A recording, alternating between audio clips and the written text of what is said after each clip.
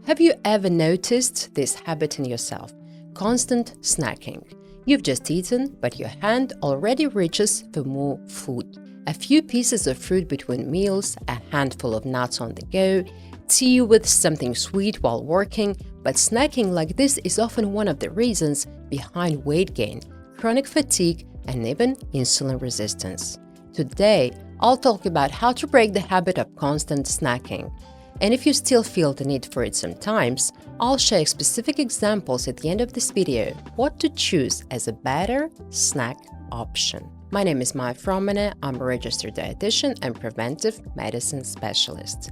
And you are on the channel where we talk about nutrition, beauty, and health. Don't forget to subscribe, like this video, and share in the comments. Do you tend to snack often, and what do you usually reach for?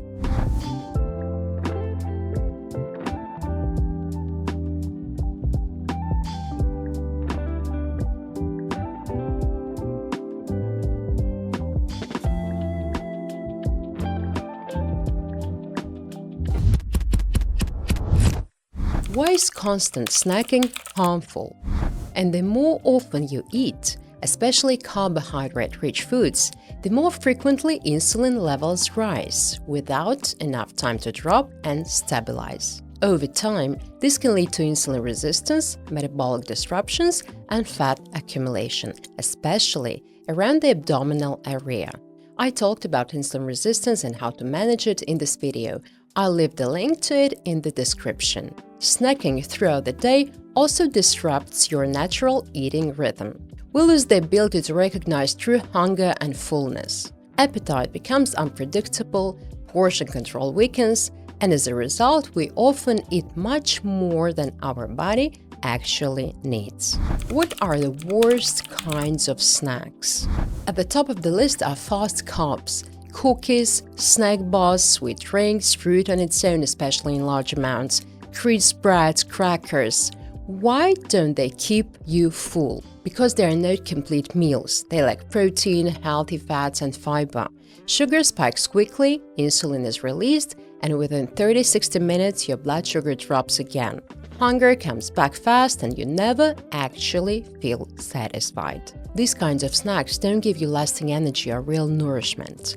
Instead, they create a cycle: constant sugar spikes, cravings, fatigue, fat storage, especially around the belly, and the common feeling, I don't even eat that much, but I'm still gaining weight. If this sounds familiar, the first step is to reduce the number of snacks, or ideally, remove them altogether. But before we get into what to do, let's figure out why this habit forms in the first place.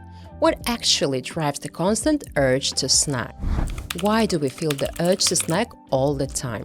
The first reason is incomplete meals. If your breakfast is just toast and coffee and lunch is something quick on the go, your body simply doesn't get the basic nutrients it needs: protein, fats, and fiber. As a result, you're hungry again soon after and try to compensate by eating more frequently. The second reason is unstable blood sugar and insulin resistance. When your diet is heavy on fast carbs and low in protein, glucose levels fluctuate. This leads to sharp highs and lows, triggering sugar cravings, fatigue, irritability, and that urge to grab a bite of something, even if you just ate. The third reason is habit and automatic behavior.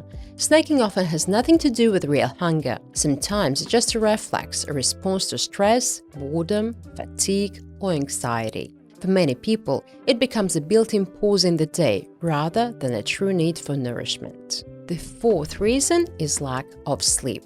Sleep deprivation increases ghrelin, the hunger hormone, and lowers leptin, the hormone that signals fullness. After just a few nights of poor sleep, appetite becomes much harder to regulate. How to work with this and what to actually do so that the urge to snack fades away. Make your main meals complete. Breakfast, lunch, and dinner should follow the balanced plate method, including protein, healthy fats, fiber, and complex carbohydrates. This structure helps stabilize blood sugar, supports satiety, and ensures you are getting a range of micro and macronutrients. When your meals are balanced, the desire to snack naturally begins to fade. Check yourself. Does each meal include protein, good fats, and fiber? Reduced fast carbs and stabilized blood sugar levels. The fewer glucose spikes you have, the more balanced your appetite will feel. Eliminate or minimize white bread, sweets, large amounts of fruit as snacks, and high glycemic index foods in general. Instead, the foundation of your diet should be low glycemic foods with enough fiber to support steady energy and fewer cravings. Identify your triggers. If your hand reaches for food, pause and ask yourself, am I actually hungry? Or is it fatigue, habit, stress? Sometimes simply becoming aware of the pattern is enough to break it. Try journaling, or at least spend a couple of days noting when and why you feel the urge to snack. You'll quickly start to see the real picture. Fix your sleep. Sleep is the foundation for appetite regulation. You can eat perfectly, but if you don't sleep enough, your body will keep asking for quick energy during the day. Reset your sleep routine. Aim for bedtime before 11 p.m., ideally around 10 p.m. Remove light stimuli in the evening, add magnesium, calming rituals, meditation, whatever helps you truly rest. When sleep is in place, appetite becomes much easier to manage. Establish a clear eating routine throughout the day. The optimal rhythm is 3 meals a day with 4 5-hour breaks between them. If you are under high workload or stress, you can add 1 balanced snack, but no more than that. At first, this structure might feel challenging, but within just a week, your body will begin to adjust and the constant urge to snack will naturally decrease, especially if you are following the other recommendations as well. But what if you still feel the need to snack, or if your health requires more frequent meals? How to choose the right snack? A healthy, balanced snack, just like your main meals, should contain protein, healthy fats, and fiber.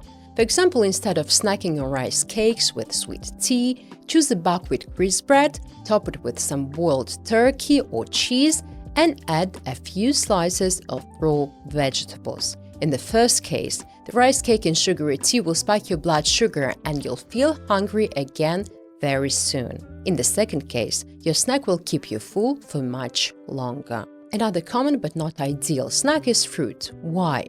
Because it provides no protein or healthy fats, the 2 key macronutrients that help stabilize blood sugar. So you eat a few pieces of fruit but don't really feel full, and soon you're hungry again. A better option? Take your favorite fruit and pair it with a handful of nuts or a serving of plain Greek yogurt, and you'll notice the difference in satiety immediately.